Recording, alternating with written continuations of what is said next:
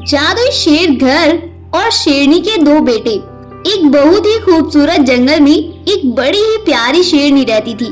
वह देखने में बहुत ही प्यारी थी और साथ ही साथ वो माँ भी बनने वाली थी, इसीलिए वो और भी प्यारी लग रही थी। आखिर वो दिन भी आ ही जाता है जब शेरनी दो बहुत ही खूबसूरत बच्चों को जन्म देती है। शेरनी का एक बेटा कुछ ज्यादा ही खूबसूरत होता है और दूसरा बेटा इतना खूबसूरत नहीं था, लेकिन उसके पास बहुत सी शक्तियां थी जिनकी इस्तेमाल से वो कुछ भी कर सकता था। शेरनी अपने एक बेटे का नाम हीरा और दूसरे का नाम मोती रखती है। शेरनी अपने इतने खूबसूरत बच्चों को पाकर बहुत खुश थी, लेकिन वो ये नहीं जानती थी कि उसके ये बेटे उसकी नैया पार लगाने की बजाय डुबा ही देंगे। जंगल के जानवर शेरनी की माँ बनने की खबर सुनकर शेरनी के बेटों से मिलने आते हैं और सभी जानवर मोती से ज्यादा प्यार करते हैं, क्योंकि मोती दिखने में कुछ ज्यादा ही खूबसूरत था और मोती अपने से ज्यादा प्यार मिलने के कारण बहुत ही घमंड करने लगा था। वो अपने घमंड में अपनी माँ को भी कुछ नहीं समझता था और बस अपनी ही बनावट में रहता था और अपने घमंड में चूर होकर जानवरों को भी बहुत परेशान करने लगा था। और वही हीरा बेचारा बहुत ही सुलझा हुआ था। वो कभी भी किसी भी जानवर को परेशान नहीं करता था, उल्टा वो सभी जानवरों की मदद करता था और हमेशा ही अपनी माँ की भी इज्जत करता था। कुछ दिन बीतते हैं। अब शेरनी के दोनों बेटे गबरू जवान हो गए थे। हीरा तो अपने नाम के जैसे ही हीरा ही था, वो कभी कुछ गलत नहीं किया करता था। और वही मोती ने तो जंगल में आतंक मचाया हुआ था। वो जो भी जानवर उसके सामने आता उससे ही मार डालता था और बिना उसका मांस खाए ही उसे ऐसे ही छोड़कर वहाँ से चला जाता था। सभी जानवर परेशान थे कि आखिर ऐसा कौन कर रहा है जो कि जंगल के जानवरों को ऐसे मार रहा है। इसी सिलसिले में सभी जानवर एक मीटिंग करते हैं जिसमें जंगल के कुछ जानवर इकट्ठा होते हैं। एक भालू सभी जानवरों से बोलता है, अरे भाइयों, ये क्या हो रहा है? हमारे जंगल में किसने ये आफत मचाई हुई है? भाइयों, मुझे लगता है कि ये सब वो शेरनी का बेटा हीरा कर रहा है, क्योंकि उसके पास तो शक्तियाँ भी है। वो अपनी शक्तियों से कुछ भी कर सकता है।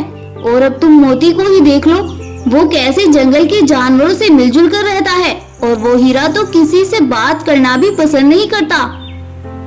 हाँ, बकरी बहन, शायद तुम सही कह रही हो। फिर तो हमें उस शेरनी और उसके बेटे हीरा को इस जंगल से निकालना होगा, क्योंकि जो जंगल की रक्षा नहीं कर सकता उसे इस जंगल में रहने का भी कोई अधिकार नहीं है। इतना बोलकर कुछ जानवर शेरनी की गुफा पर जाते हैं और उसको इस जंगल को छोड़ने को कहते हैं। शेरनी इतना कुछ सफाई देती एक बकरी शेरनी से बोलती है, शेरनी बहन, हमें तुमसे कोई सफाई नहीं चाहिए। तुम दोनों माँ बेटे बस इस जंगल को छोड़कर निकलो। मोती को हम नहीं कहते कि वो इस जंगल को छोड़कर जाए, क्योंकि वो तो बहुत ही अच्छा है।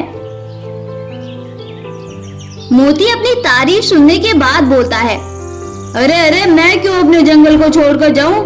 जिनको तुमने बोला है वही जाए। शेरनी अपने बेटे को ऐसा कहते देख चुपचाप हीरा को लेकर वहाँ से चली जाती है और मोती जानवरों को ऐसे करते देख बहुत खुश होता है। अगली सुबह होती है। फिर से जंगल के जानवर इतने ही जानवरों का शिकार हुआ देखते हैं। इतने सारे जानवरों को मरा हुआ देखकर वो और भी ज्यादा परेशान हो जाते हैं और वो सोचते हैं कि हमने तो उस हीरा को भी इस जंगल से निकाल दिया है जो ये सब कर रहा था, लेकिन अब ये कौन कर रहा है? ये सब देखकर सभी जानवर बेचारे अफसोस के साथ वहाँ से चले जाते हैं, लेकिन वो अब अपने जंगल के लिए बहुत परेशान थे। उन्हें समझ नहीं आ रहा था कि ऐसा कौन कर रहा है।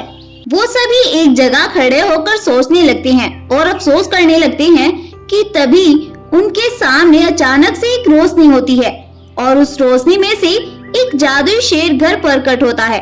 उस शेर घर को देखकर पहले तो वो सभी डर जाते हैं, लेकिन तभी उस शेर घर के अंदर से आवाज आती है, घबराओ नहीं, मैं तुम्हें यहाँ नुकसान पहुँचाने नहीं बल्कि तुम्हें सच्चाई बताने आया हूँ। कैसी सच्चाई सकते हो वाले महाराज? वो जिस शेरनी के बेटे को तुम कसूरवार समझ रहे हो वही कातिल है, और हीरा बेटा वो तो बहुत ही नेक बच्चा है, और वह मोती ही तुम्हारे जंगल के जानवरों को मार रहा है और तुम्हारे सामने अच्छा बनने का नाटक कर रहा है। इतना बोलकर वह गोल्डन हाउस वहाँ से गायब हो जाता है और वो सभी जानवर अपने किए पर बहुत अफसोस करते हैं। और रात होने पर कुछ जानवर उस मोती की गुफा पर जाते हैं और उसकी गुफा में आग लगा देते हैं और मोती वहीं पर जलकर राख हो जाता है। और सुबह होने पर वो शेरनी और उसके बेटे हीरा को वापस जंगल में ले आते हैं। और इस तरह से इस कहानी का दी एंड हो जाता है। तो दोस्तों, क्या सीखा आपने इस कहानी से? कि हर चमकती हुई चीज सोना नहीं होती। सोना तो वो होता है जिसके अंदर अच्छे गुण हो। और हमेशा हमें बिना देखे भाले किसी पर भी अंधा विश्वास नहीं करना चाहिए, वरना एक दिन ये हमारे गले में सांप की तरह अटक जाता है।